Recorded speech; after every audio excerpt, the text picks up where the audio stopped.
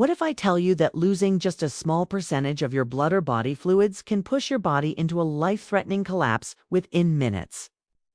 This is called hypovolemic shock, one of the most dangerous emergencies you will encounter in clinical practice. Hypovolemic shock is a condition where there is a critical decrease in circulating blood volume, leading to inadequate tissue perfusion and oxygen delivery. Simply put, the body does not have enough fluid to maintain blood pressure and supply oxygen to vital organs. This can occur due to hemorrhage, severe dehydration, burns, or excessive fluid loss from vomiting and diarrhea. If not treated immediately, it can rapidly progress to organ failure and death. In this video, you will learn everything from symptoms to management in the simplest and most clinical way possible.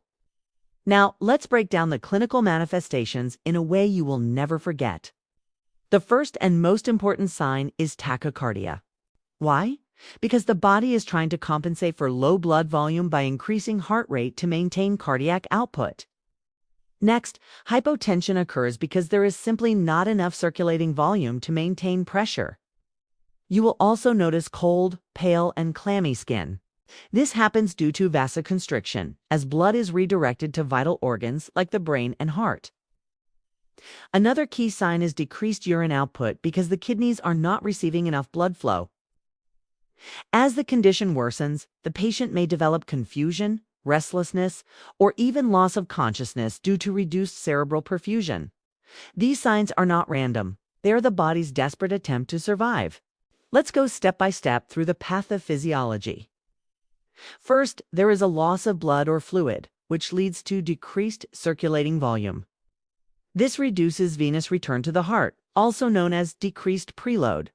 As preload decreases, cardiac output drops significantly. Now the body activates compensatory mechanisms like the sympathetic nervous system, which increases heart rate and causes vasoconstriction.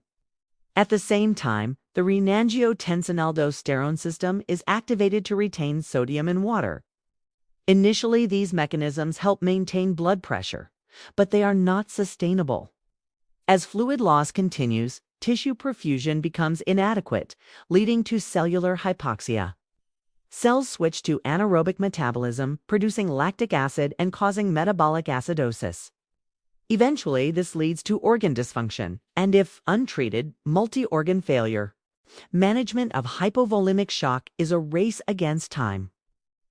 The first and most critical step is rapid fluid resuscitation using isotonic crystalloids, like normal saline or Ringer's lactate, to restore circulating volume. If the cause is hemorrhage, blood transfusion becomes essential to replace lost red blood cells and improve oxygen delivery.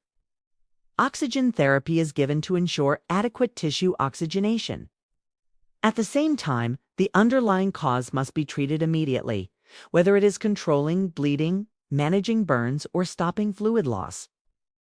In severe cases, vasopressors may be used, but only after adequate fluid replacement, because giving vasopressors in a dry patient can worsen tissue perfusion.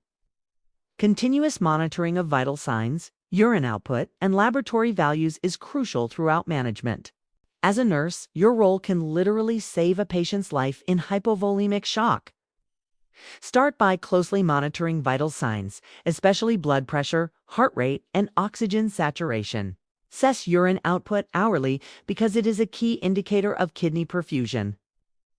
Initiate and maintain for access for rapid fluid administration and ensure fluids are given as prescribed without delay. Position the patient in a modified Trendelenburg position with legs elevated to improve venous return. Administer oxygen therapy as needed and continuously assess the patient's level of consciousness.